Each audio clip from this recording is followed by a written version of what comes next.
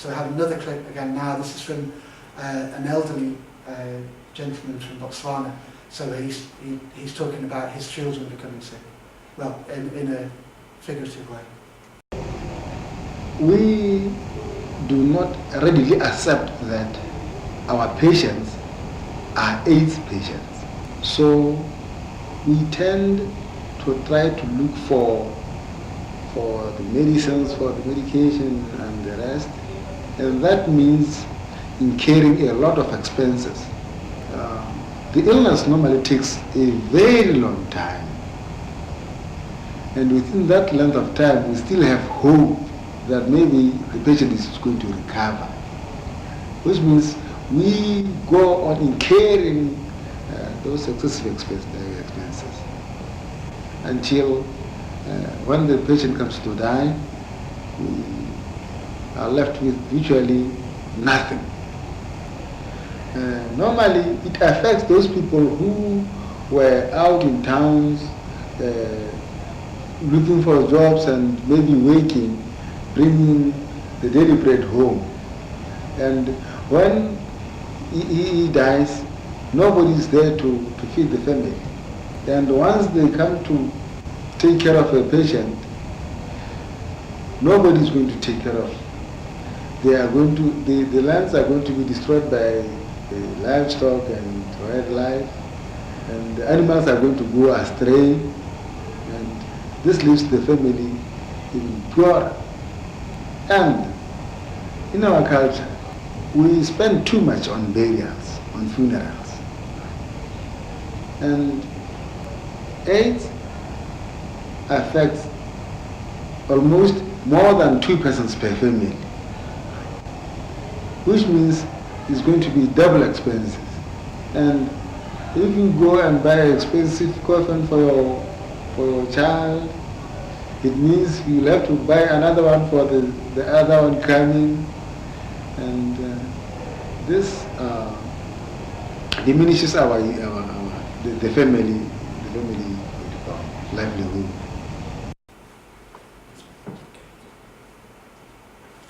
So that picture of myself is to remind me these are some of the statistically significant findings I got from the small-scale survey that was part of the fieldwork. So the affected households did have a higher dependency burden. They had a higher proportion with an elderly head, so that's kind of like grandparents looking after grandchildren with the kind of middle generation missing. They were more dependent on agriculture, which meant they had less other income streams coming in, which in terms of a drought hitting, which was taking place while I was there, that means that they're kind of going to be even more vulnerable again. And the final two, they're more dependent on the support networks. They don't really have the resources or anything like that left to sell if they have to kind of respond to some kind of crisis. And they're really, really then dependent on other people in the community helping them out. And it's the kind of, that's usually the poorest people in the community are the ones that rely upon these kind of social capital networks more than anybody else. And then they're also more dependent on response mechanisms that would be considered erosive, that can't be reversed. You know, you can't turn these things back. So I'm going to skip on a couple of these slides that have clips because I'm kind of conscious of the time. But some of these are household responses, and as you go down the list, they get less reversible as you go down, and finally it's the breakup of the family there. Things like reducing consumption are very critical when we're talking about people living with HIV/AIDS, because I mentioned that malnutrition, micronutrient deficiencies can make people more likely to transmit it and also more susceptible to receiving it. But then also, if people are living with HIV/AIDS, and especially as they start to develop full-blown AIDS, if you like, their nutritional requirements go up quite a lot. So I've kind of come across estimates saying that for people who are HIV positive but not chronically ill, they require 10% more protein. But then people that are chronically ill they require 30% more protein, and a lot of that is to do with the fact that they are less able to process the food that they're taking on board, so they require more food. So if you're actually reducing consumption because people are sick, that's actually a really negative outcome there. Yeah. So just some of the things I looked at, that's a big billboard from Botswana. These are kind of government responses, if you like.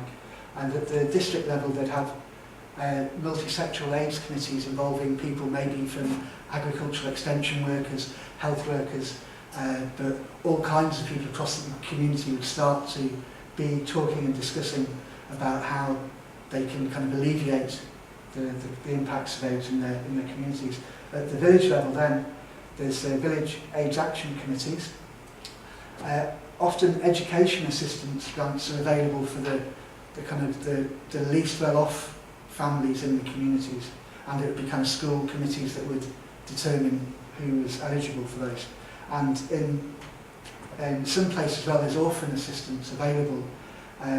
One of the things I found there in Botswana is that a lot of people that were caring for orphans wouldn't register them for this kind of assistance because of the stigma attached to the children having lost relatives, having lost parents from HIV/AIDS. So that was a big issue, that the stigma was so bad that people wouldn't want to avail of this even if they were eligible. And similarly, in Botswana, they had freely available treatment to prevent mother-to-child transmission. Now that includes short courses of AZT, which is one of the antiretroviral drugs, and also feeding formula for the kids if they wanted to do that. But a lot of people weren't availing of this because they didn't want to go and be tested.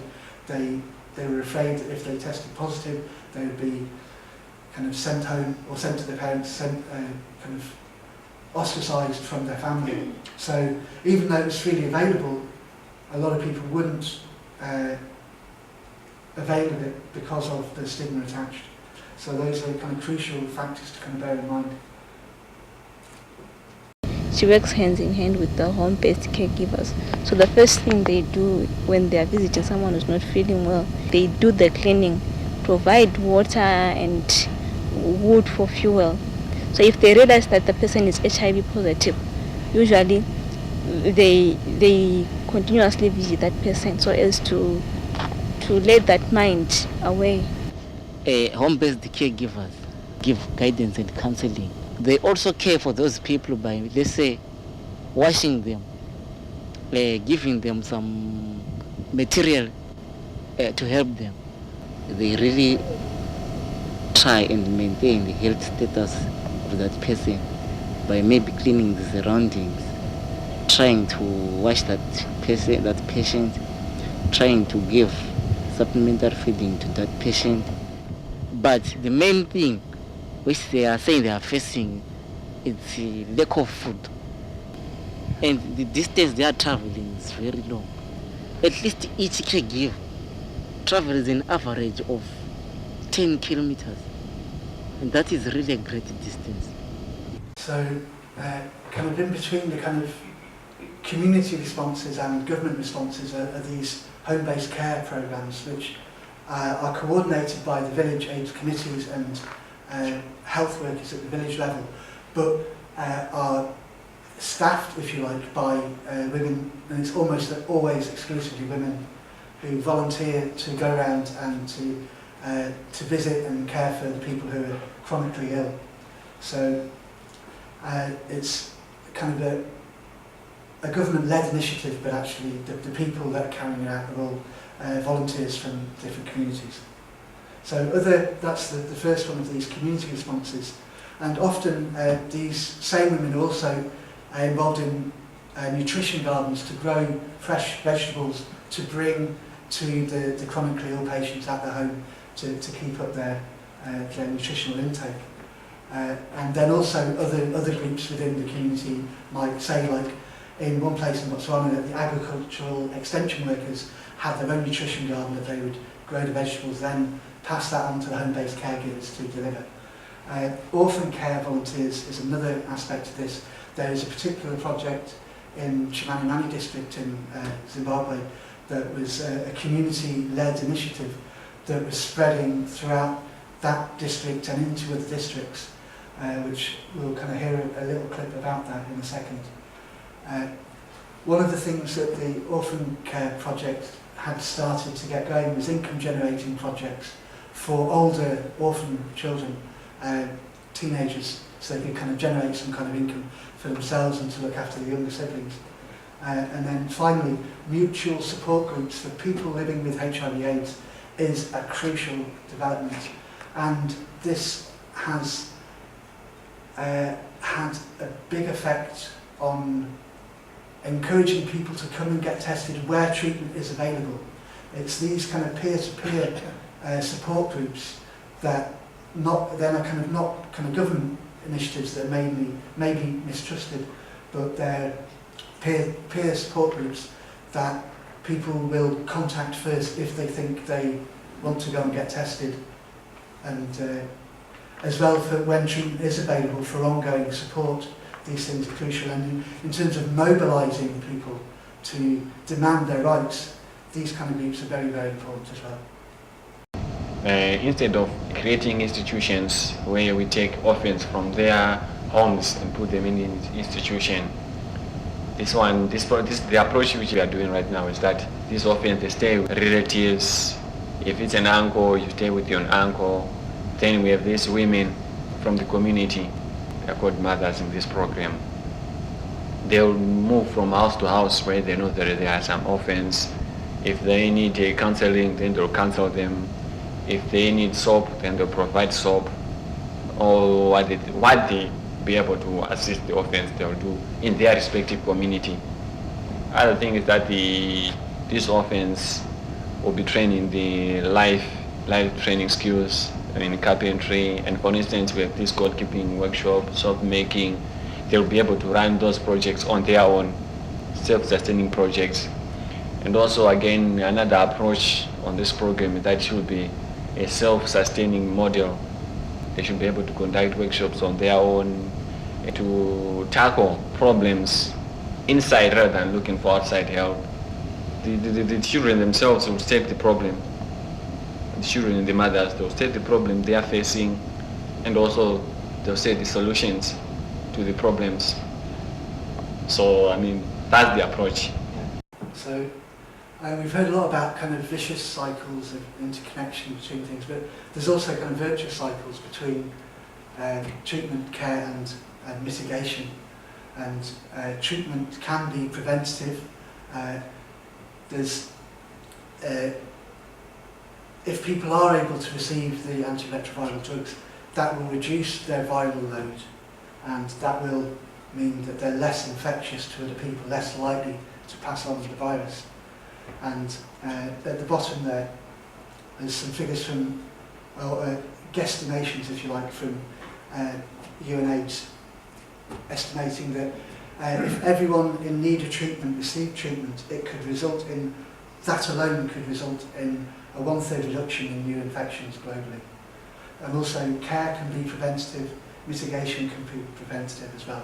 So there's all these kind of like positive interactions between treatment, care for chronically ill patients and orphans and vulnerable children, and mitigation as well, which is providing support to the families of people that are affected, and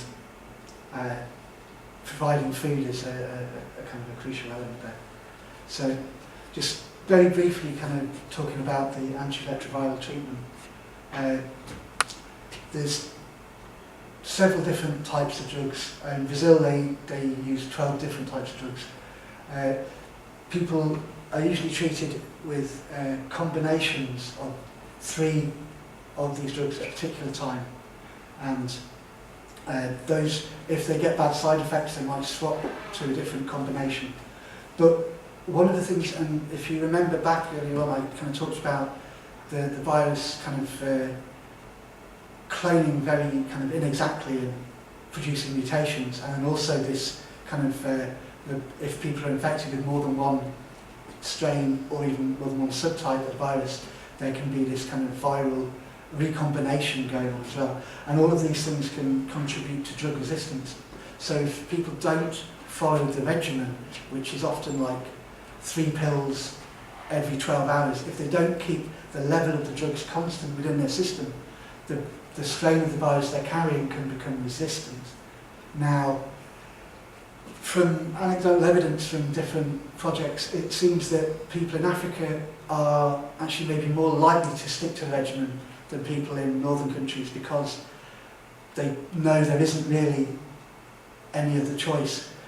This thing where you have first line and second line drugs, in most of Africa there aren't any second line drugs to fall back on if the first line drugs aren't working, whereas in the northern hemisphere you have these different regimens. The second line drugs are much more expensive as well. So most middle to low income countries only maybe kind of 4 or 5 first line drugs are available. Now the drugs need to be taken with adequate food, which is a crucial element to this. And I mentioned as well that people that are HIV positive, and especially people that are moving towards full-blown AIDS, they require greater nutritional intake. But the positive thing is that where the treatment is available, people are definitely more likely to go and find out the status. The book cover there is from Anton Nykirk and Loretta Koppelman, and this is a book published in South Africa. I got it in a bookshop here at the university, but it's interesting that to come across a book that's published in South Africa, and it looks at different issues about treatment. It also looks at ethics around trials for potential vaccines as well, but that's going way beyond my scope anyway. So now, since I finished my fieldwork, since 2004, antiretroviral drugs have become available to people in Sub-Saharan Africa. There was a court case in South Africa that ended up with the drug companies having to drastically reduce the prices that they were charging for patented antiretroviral drugs. Basically, the South Africans said that they would go elsewhere and buy generic copies of the drugs if the companies didn't reduce the costs. An example from Brazil was, I think a quarter of their whole health budget at one stage was going to buy one particular drug out of 12 that they were giving free of charge to anybody in Brazil that required it. So in 2003 into 2004, the price of the drugs came down tremendously, and since 2004 they've come down again. So the annual cost in 2008 was estimated to be $143 per year per person that required them in Africa. So that's a reduction again. Now, overall in the world, UNAIDS estimates that a third of the people that need drugs are eligible under World Health Organization criteria. They reckon a third of the people are receiving them. In Sub-Saharan Africa, well, Southern and Eastern Africa, it's 40%. In West Africa, it's more like 25%. In Botswana, as I mentioned, they have a very good system there, and they've got 90% coverage in Botswana. Now, Botswana's a very small population, it's only about 1.5 million. So, but they did have the highest rate of infection. About a third of the adult population between 15 and 50 were estimated to be HIV positive out of a total population of about 1.5 million. So the estimates are that deaths, AIDS-related deaths, have declined by half since the introduction of free antiretroviral drugs. It could have been higher than that, but a lot of people, when they did start the treatment, their progression was so far that the drugs didn't really have that much effect. They had kind of full-blown AIDS, and they were so far down the line that the drug treatment wasn't able to save them. But hopefully that proportion will increase. The number of the drop in deaths will increase, hopefully. So I was particularly looking at kind of targeting mitigation assistance, and If you want to do that, the way to do it is to target vulnerable households with chronically ill patients, and that's all chronically ill patients. You don't talk about HIV/AIDS patients if you want to avoid stigmatisation. You don't talk about AIDS orphans, you talk about orphans and vulnerable children in general. So you're trying to avoid stigmatisation. And also, if you target households headed by orphans, elderly and women, that's definitely a good start. If you get things like food supplements and things like that. And working through community organisations is definitely the best way to reach people. There's existing networks out there, the home-based caregivers, there's the kind of orphan support people, there's health workers, there's school committees that are aware of who are the most vulnerable families in their areas, and as I mentioned, there's the groups of people living with HIV and AIDS. So that's just possible ideas, and I've gone well over time, so I'm going to kind of wrap it up there. So thank you very, very much for coming along and listening, and it makes a change to be on this side of the camera, which I think.